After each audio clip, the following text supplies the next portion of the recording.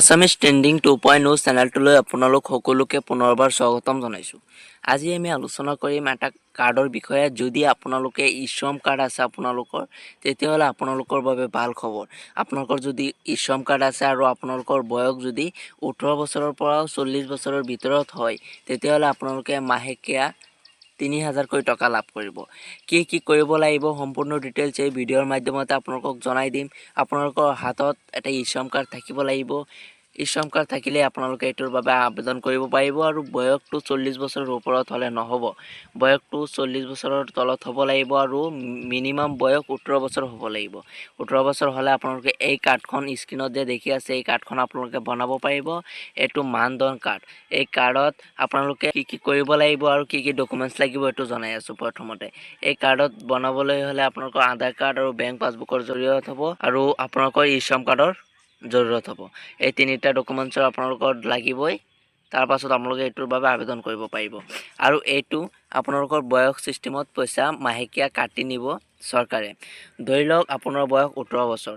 আপোনাৰ বয়স যদি 18 বছৰ তেতিয়াহ'লে আপোনালোকৰ 18 বছৰ থাকিলে আপোনালোকৰ 55 টকাকৈ মাহেকীয়া কাটি ল'ব আপোনাৰ একাউণ্টৰ পৰা। আপোনালোকৰ একাউণ্টৰ পৰা 55 টকাকৈ মাহেকীয়া কাটি ল'লে আৰু চৰকাৰে দিব আপোনাক 55 টকা।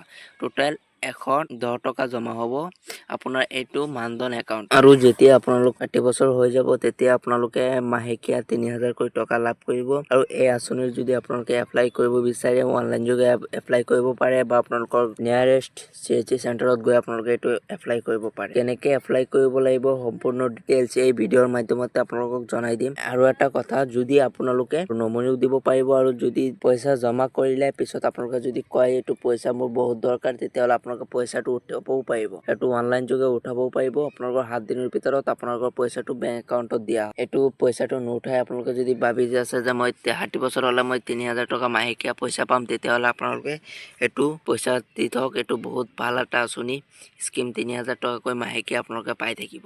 এইটো কৰিবলৈ হ'লে আপোনালোকে চাওক, মই ভিডিঅ'ত যেনেকৈ দেখুৱাই দিম চেম তেনেকৈ আপোনালোকে কৰিব লাগিব।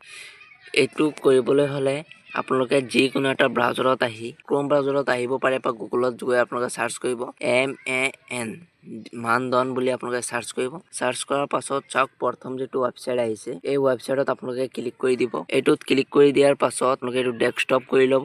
ডেস্কটপ কৰা আছে। এতিয়া আপোনালোকে অলপ স্ক্ৰল ডাউন কৰিব।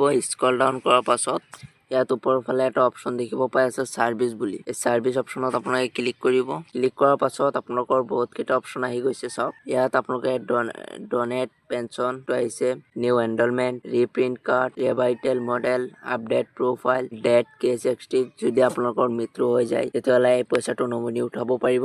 ক'তো যাবও নালাগে, আপোনালোকে ঘৰতে বহি পইচাটো উঠাব পাৰিব। তো বহুত এটা ভাল আঁচনি, বহুত সুবিধা আছে এইটোত। আৰু যদি আপোনালোকে নিজেই ভাবে নিজেই পইচাটো লৈ আহিব বিচাৰে তেতিয়াহ'লে চাওক একেবাৰে তলত এটা অপশ্যন আছে সেল্ফ এক্সিষ্ট। এই আঁচনিৰ পৰা ওলাই যাব পাৰে। আপোনালোকৰ পইচাটো যিমান দিব আপোনালোকে চৰকাৰী ইণ্টাৰেষ্টটো দি আপোনালোকৰ পইচাটো আপোনালোকৰ বেংক একাউণ্টত সোমাই দিব। এতিয়া চাওক আজি যিহেতু আমি কথা পাতিম নিউ এনৰলমেন্ট কেনেকৈ কাৰ্ডখন বনাব পাৰিব। এইটোত এতিয়া নিউ এনৰলমেন্টত ক্লিক কৰি দিম। ক্লিক কৰাৰ পাছত আপোনালোকে ওকেত ক্লিক কৰিব। ক্লিক কৰাৰ পাছত চাওক ইয়াত তিনিটা অপশ্যন আহিছে। ইয়াত তিনিটা অপশ্যন আহিছে। প্ৰথমটো আহিছে সেল্ফ এনৰলমেন্ট, আপোনালোকে ঘৰতে বহি এইটো বনাব পাৰিব। দ্বিতীয় আহিছে CHC বেলি, আপোনালোকে নিয়াৰেষ্ট CHCত গৈ আপোনালোকে এইটো এপ্লাই কৰিব পাৰিব। 3 নম্বৰত আহিছে এডমিন লগইনত কৰিব পাৰিব। আমি আজি যিহেতু চাম সেল্ফ লগইনত নিজে ঘৰতে বহি কৰিম কাৰণে আমি সেল্ফ এনৰলমেন্ট অপশ্যনত ক্লিক কৰি দিছো। ইয়াতে আপোনালোকে আপোনালোকৰ নিজৰ মোবাইল নম্বৰটো ইয়াতে বহুৱাই দিব। ইয়াতে আপোনালোকে মোবাইল নম্বৰটো বহুৱাই প্ৰচেছ অপশ্যনত ক্লিক কৰাৰ লগে লগে আপোনাৰ মোবাইল ফোনত এটা OTP আহিব। সেই OTPটো আপোনালোকে ইয়াতে বহুৱাই দিব। প্ৰচেছ অপশ্যনত আপোনালোকে ক্লিক কৰি দিব। প্ৰচেছ অপশ্যনত ক্লিক কৰি দিয়াৰ লগে লগে আপোনাৰ ওচৰত এনেকুৱা ইণ্টাৰফেচ আহি যাব। এবাৰ ৰেফাৰেন্স কৰি ল'ব।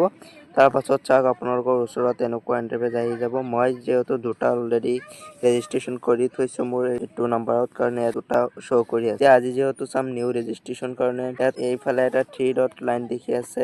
3 লাইনত আপোনালোকে ক্লিক কৰিব। 3 লাইনত ক্লিক কৰাৰ লগে তলত এটা সাৰ্ভিস বুলি অপশ্যন এটা দিয়া আছে। সাৰ্ভিস অপশ্যনত আপোনালোকে ক্লিক কৰিব। সাৰ্ভিস অপশ্যনত ক্লিক কৰাৰ লগে লগে আপোনালোকৰ ওচৰত এনেকুৱা এটা ইণ্টাৰফেচ আহিব। এতিয়া আপোনালোকে এনৰলমেন্ট বুলি এটা অপশ্যন দিয়া আছে। এনৰলমেন্ট অপশ্যনত আপোনালোকে ক্লিক কৰিব। এনৰলমেন্ট অপশ্যনত ক্লিক কৰাৰ লগে লগে আপোনালোকৰ তিনিটা স্কিমৰ নাম আহিব। ইয়াতে আহিছে এটা প্ৰধানমন্ত্ৰী শ্ৰম যোগী মানধন, 2 নম্বৰত আছে প্ৰধানমন্ত্ৰী কিষাণ মানধন যোজনা, 3 নম্বৰত আছে national scheme for trade and self employed. এতিয়া আপোনালোকে ওপৰত যেটো আছে প্ৰধানমন্ত্ৰী শ্ৰম যোগী মানধন যোজনা, এই অপশ্যনটোত আপোনালোকে ক্লিক কৰিব। এইটোত ক্লিক কৰাৰ পাছত যদি আপোনালোকৰ শ্ৰম কাৰ্ড আছে তেতিয়াহ'লে য়েছ কৰিব, যদি নাই বনাই ল'ব। মোৰ যিহেতু আছে কাৰণে য়েছ কৰিছো। য়েছ কৰাৰ পাছত ইয়াত আপোনালোকে আপোনালোকৰ নিজৰ শ্ৰম কাৰ্ড নাম্বাৰটো দি দিব লাগিব। দিয়াৰ পাছত ইয়াত আপোনালোকৰ ডেট অফ বাৰ্থ দিব লাগিব। ইয়াত আধাৰ নাম্বাৰ দিব লাগিব। মোৰ আধাৰ কাৰ্ড নাম্বাৰ আৰু শ্ৰম card number, date of birth সকলোখিনি দি দিছো। এতিয়া জাষ্ট ভেৰিফাই যেটো অপশ্যন আছে আপোনালোকে দিয়ে ইয়াত ভেৰিফাই অপশ্যনত ক্লিক কৰি দিব। ভেৰিফাই অপশ্যনত ক্লিক কৰাৰ লগে লগে আপোনাৰ শ্ৰম কাৰ্ডত থকা ৰেজিষ্টাৰ নাম্বাৰত এটা OTP যাব।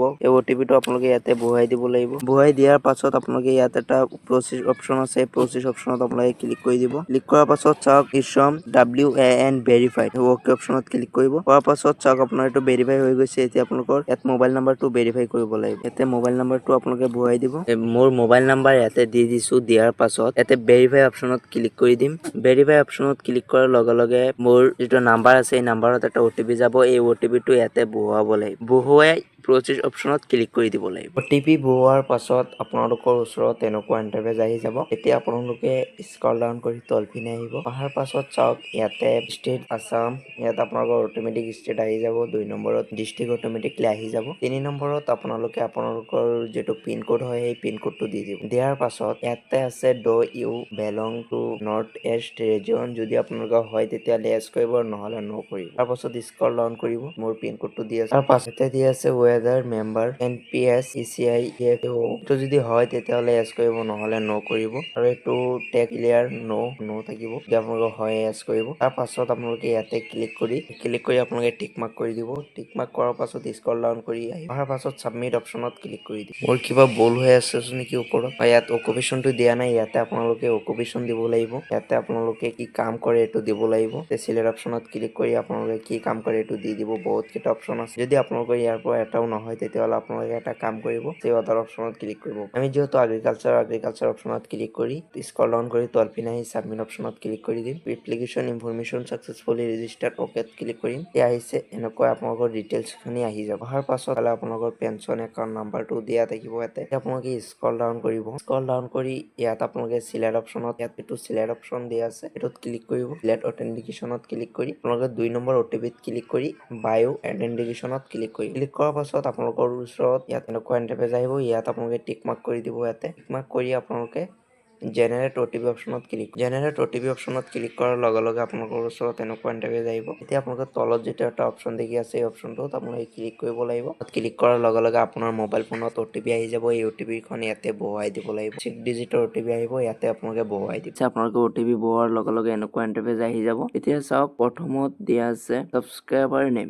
ইয়াত যাৰ বাবে আবেদন কৰিছে ছাবস্ক্ৰাইবাৰ নেম, দ্বিতীয়তে মোবাইল নম্বৰ, তৃতীয়তে আপোনাৰ ইমেইল ID থাকিব, চতুৰ্থ নম্বৰ আপোনাৰ ডেট অফ বাৰ্থ, তাৰ পাছত আপুনি পুৰুষ নে মহিলা, তাৰ পাছত আপোনাৰ বয়সটো, তাৰ পাছত ষ্টেট থাকিব, তাৰ পাছত ডিষ্ট্ৰিক্ট, তাৰ পাছত আপোনাৰ কেটেগৰী থাকিব, তাৰ পাছত আপোনালোকৰ এইটো হয় নে নহয় এইটো কৰিব বা নকৰিব এইটো আপোনালোকৰ। তাৰ পাছত ইয়াত অকুপেশ্যন এগ্ৰিকালচাৰ থাকিব। তাৰ পাছত ৱেডাৰ ইনকাম টেক্স ক্লিয়াৰ ন' কাৰণে মই ইয়াত ন' চিলেক্ট কৰিছো। তাৰ পাছত স্ক্ৰল ডাউন কৰিব। স্ক্ৰল ডাউন কৰি ইয়াত আপোনালোকৰ প্ৰথমত আছে বেনিফিচিয়াৰী কণ্ট্ৰিবিউচন ভাৰ্চুৱেলি, আপোনালোকে মাহেকীয়া পইচাটো জমা কৰিব নে 3 মাহত কৰিব নে 6 মাহত কৰিব, বছৰত কৰিব, এইটো আপোনালোকে কেনেকৈ কৰিব এইটো আপোনালোকে ইয়াতে দিব লাগিব। মই যিহেতু প্ৰত্যেক মাহে কৰিম, মই এইটো মাহত চিলেক্ট কৰি লৈছো। আপোনালোকে কোনটো কৰিব এইটো আপোনালোকে কৰি লওক। তাৰ পাছত ইয়াতে আহিছে একাউণ্ট ডিটেইলছত আপোনালোকৰ বেংকৰ IFSC কোড দিব লাগিব। IFSC কোড দি ভেৰিফাই অপশ্যনত ক্লিক কৰিব লাগিব। ভেৰিফাই অপশ্যনত ক্লিক কৰাৰ পাছত আপোনালোকৰ বেংকৰ সকলোখিনি ডিটেইলছ ওলাই আহিব। তাৰ পাছত একাউণ্ট নাম্বাৰ দিব লাগিব, 2বাৰ দিব লাগিব। তাৰ পাছত ওপৰত বেংক হোল্ডাৰ নাম দিব লাগিব।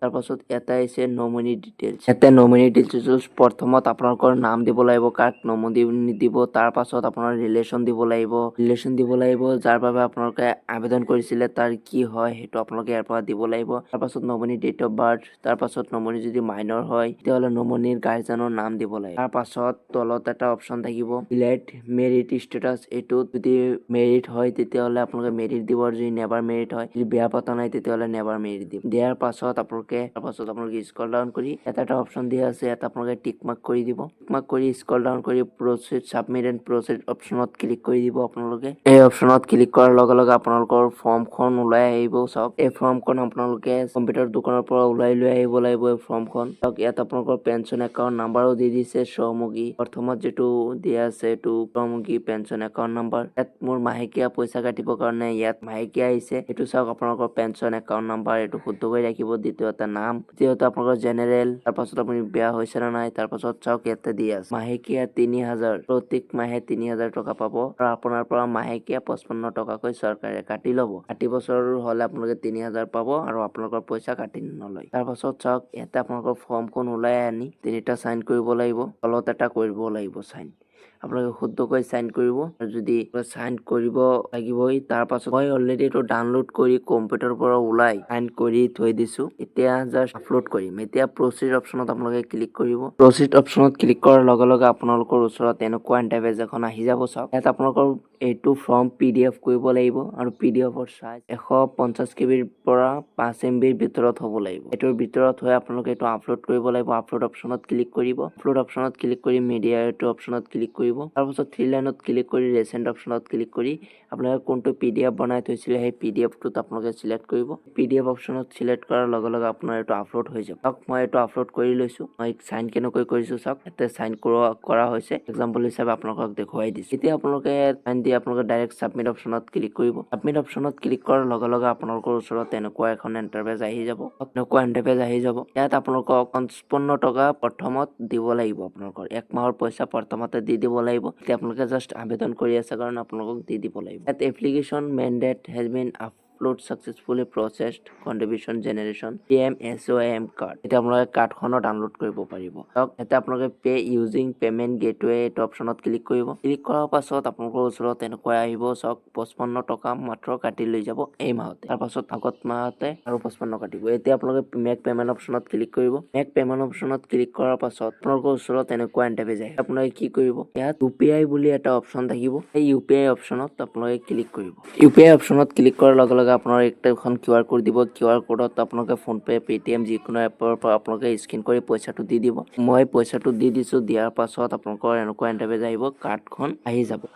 এতিয়ালৈকে যদি আপোনালোকে চেনেলখন ছাবস্ক্ৰাইব কৰা নাই, অতি সোনকালে চেনেলটো ছাবস্ক্ৰাইব কৰি লওক, কাৰণ এনেকুৱা আপোনালোকক সম্পূৰ্ণ ডিটেইলছ কোনো ইউটিউবাৰে আপোনালোকক নেদেখায়। মই আপোনালোকক দেখুৱাই দিছো আৰু সদায় দেখুৱাই থাকিম আপোনালোকক। এতিয়ালৈ চেনেলটো ছাবস্ক্ৰাইব কৰি ৰাখক যাতে আপোনালোকৰ পৰৱৰ্তী ভিডিঅ'ত কাম আহে। এতিয়া চাওক এই কাৰ্ডখন আপোনালোকে কম্পিউটাৰ দোকানৰ পৰা 50 টকা ল'ব।